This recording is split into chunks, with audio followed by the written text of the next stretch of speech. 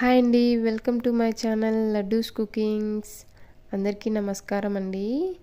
ఈరోజు రెసిపీ వచ్చేసి టిఫిన్స్లోకి ఎప్పుడూ ఒకేలా కాకుండా ఒకసారి ఇలా శనగపిండితో బొంబాయి చట్నీ చేయండి. ఇడ్లీలేకైనా, దోశలేకైనా, పూరీలోకైనా చాలా అంటే చాలా బాగుంటుందండి. మరి ఇడ్లీలోకండి చిన్నపిల్లలకి పెట్టడానికి చాలా బాగుంటుంది. 5 అంటే 5 నిమిషాల్లో రెడీ చేసేసుకోవచ్చండి ఈ చట్నీని. టేస్ట్ కూడా చాలా బాగుంటుందండి. ఒకసారి తప్పకుండా మీరు కూడా ట్రై చేయండి. అలాగే వీడియోలోకి వెళ్ళే ముందు నా వీడియోస్ చూస్తున్నారు కానీ ఎవరు సబ్స్క్రైబ్ చేసుకోవడం లేదు. Please subscribe my channel Laddus cookings. ముందుగా ఇక్కడ నేను ఒక చిన్న బౌల్ తీసుకుంటున్నానండి. ఇందులోకి ఒక 2 స్పూన్ల శనగపిండిని తీసుకుంటున్నాను. ఇలా శనగపిండిని తీసుకున్నాక కొద్దిగా వాటర్ వేసేసి శనగపిండి ఉంటలు అనేది లేకుండా బాగా నీట్గా కలిపేసేసుకోవాలండి. ఈ విధంగా నీట్గా ఎక్కడ ఉంటలు అనేది లేకుండా నీట్గా బాగా కలిపి పక్కన పెట్టేసేసుకోవాలండి.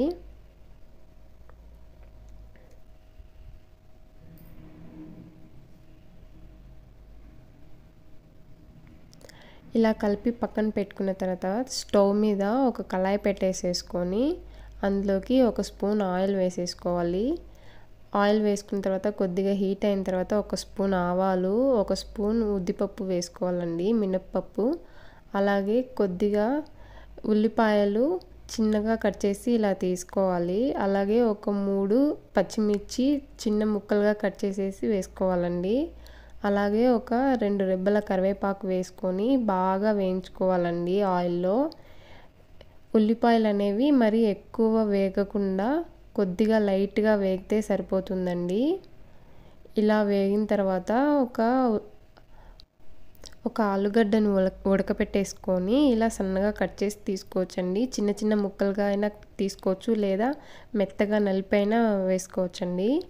ఇలా ఆలుగడ్డ కూడా వేసిన తర్వాత బాగా వేయించేసుకోవాలి ఆయిల్లో. ఇలా వేసుకున్న తర్వాత ఇందులోకి కొద్దిగా చిటికెడంతా పసుపు వేసుకొని బాగా కలిపేసేసుకోవాలండి. పసుపు పచ్చివాసన పోయేంత వరకు వేయించేసుకోవాలి. ఇలా వేసుకున్న తర్వాత ఇందులోకి రుచికి సరిపడా సాల్ట్ వేసేసుకోవాలండి. సాల్ట్ కూడా ముక్కలకి బాగా పట్టేలాగా కలిపేసేసుకోవాలి.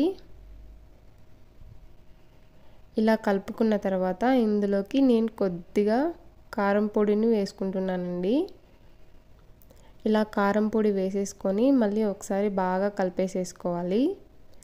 ఇలా కలుపుకున్న తర్వాత ఇందులోకి కొద్దిగా వాటర్ తీసుకొని వేసుకోవాలండి. ఇలా వాటర్ వేసుకున్న తర్వాత ఈ వాటర్ని బాగా మరగనివ్వాలండి. ఈ విధంగా మరిగేటప్పుడు మనం ముందు కలిపి పెట్టుకున్నాం కదండి శనగపిండి మిశ్రమాన్ని, ఇలా నీళ్లు మరిగేటప్పుడు ఇందులో వేసేసుకోవాలి. వేసుకునే ముందు మళ్ళీ ఒకసారి కలుపుకొని శనగపిండి అది మళ్ళీ వేసేసుకోవాలండి. ఇలా వేసుకున్న తర్వాత బాగా కలుపుకోవాలండి. వేసిన వెంటనే బాగా కలిపేసేసుకోవాలి. ఈ విధంగా ఒక 2 లేదా 3 నిమిషాల పాటు బాగా కలిపేసేసుకోవాలండి. ఇలా కలపడంలోనే చిక్కపడిపోతుంది.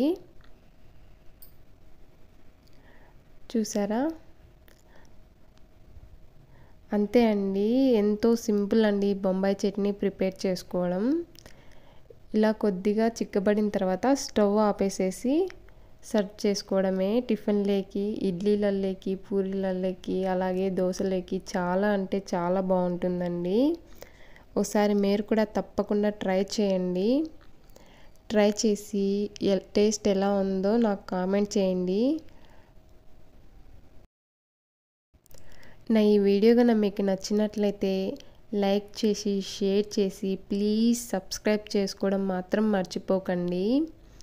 అలాగే తప్పకుండా ఎలా వచ్చిందో నాకు కామెంట్ పెట్టండి. Please subscribe my channel Laddus cookings.